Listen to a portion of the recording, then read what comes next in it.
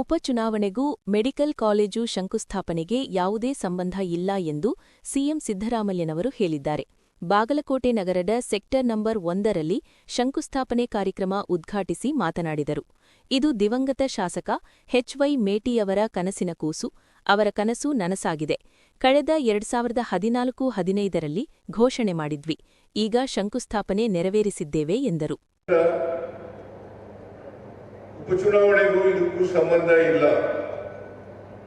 ಉಪಚುನಾವಣೆ ಯಾವಾಗಲಾದ್ರೂ ಬರಬಹುದು. ಯಾಕಂದ್ರೆ ಮೇಟಿಯವರು ಸತ್ತು 6 ತಿಂಗಳೊಳಗಡೆ ಚುನಾವಣೆಯನ್ನ ಮಾಡಬೇಕು. ಅದರಿಂದ ಬಹುಶಃ ನಾನು ಅನ್ಕೊಂಡಿರೋ ಪ್ರಕಾರ ಕೇರಳದಲ್ಲಿ ಚುನಾವಣೆ ನಡೀತಾ ಇದೆ, ಸಾಮಾನ್ಯ ಚುನಾವಣೆ.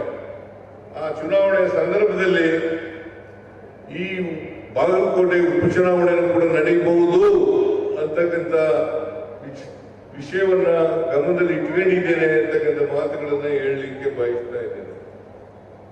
ಈ ಮೆಡಿಕಲ್ ಕಾಲೇಜ್ ಜೊತೆಗೆ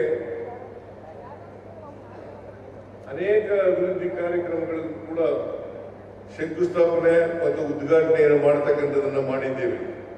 ಯಾಕಂತಂದ್ರೆ ನಮ್ಮ ಸರ್ಕಾರ ಅಧಿಕಾರಕ್ಕೆ ಬಂದಂದಿಂದ ಇವತ್ತಿನವರೆಗೆ ನಾನು ಅನೇಕ ಜಿಲ್ಲೆಗಳಿಗೆ ಹೋಗಿದ್ದೇನೆ.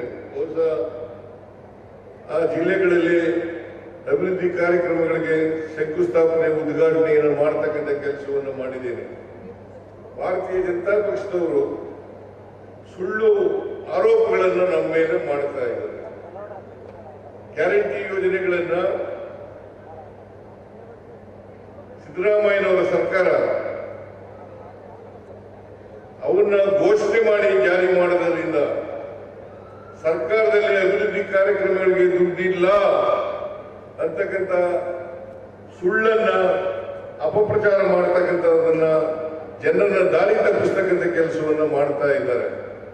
ಇದು ನಿಜಕ್ಕೂ ಕೂಡ ಸತ್ಯಕ್ಕೆ ದೂರವಾದಂತ ಮಾತು ಅಂತಕ್ಕಂಥ ಮಾತುಗಳನ್ನ ಹೇಳಲಿಕ್ಕೆ ಬಯಸ್ತಾ ಇದ್ದೇನೆ. ವಾಸ್ತವ ಏನಪ್ಪಾ ಅಂತಂದ್ರೆ ನಾವು ಗ್ಯಾರಂಟಿ ಯೋಜನೆಗಳನ್ನು ಕೂಡ ಜಾರಿ ಮಾಡಿದ್ದೀವಿ, ಜೊತೆಗೆ ಅಭಿವೃದ್ಧಿ ಕೆಲಸಗಳನ್ನು ಕೂಡ ಮಾಡ್ತಾ ಇದ್ದೀವಿ ಅಂತಕ್ಕಂಥ ಮಾತುಗಳನ್ನ ಹೇಳಲಿಕ್ಕೆ ಬಯಸ್ತಾ ಇದ್ದೇನೆ. ನಾವು 5 ಗ್ಯಾರಂಟಿ ಯೋಜನೆಗಳನ್ನ ಘೋಷಣೆ ಮಾಡಿದ್ದೆವು. ಈ 5 ಗ್ಯಾರಂಟಿ ಯೋಜನೆಗಳನ್ನ ನಾವು ಅಧಿಕಾರಕ್ಕೆ ಬಂದಂತ ಒಂದೇ ವರ್ಷದಲ್ಲಿ ಎಲ್ಲ ಗ್ಯಾರಂಟಿ ಯೋಜನೆಗಳನ್ನು ಕೂಡ ಜಾರಿ ಮಾಡೋದು. ಇವತ್ತು ಸುಮಾರು 51-52 ಸಾವಿರ ಕೋಟಿ ರೂಪಾಯಿಗಳನ್ನ ಗ್ಯಾರಂಟಿ ಯೋಜನೆಗಳಿಗೆ ನಾವು ಈ ವರ್ಷ ಖರ್ಚು ಮಾಡ್ತಾ ಇದ್ದೇವೆ. ಪ್ರತಿ ವರ್ಷನೂ ಕೂಡ 50 ಸಾವಿರಕ್ಕೂ ಹೆಚ್ಚು ಕೋಟಿ ರೂಪಾಯಿಗಳನ್ನ ಖರ್ಚು ಮಾಡ್ತಾ ಇದ್ದೇವೆ.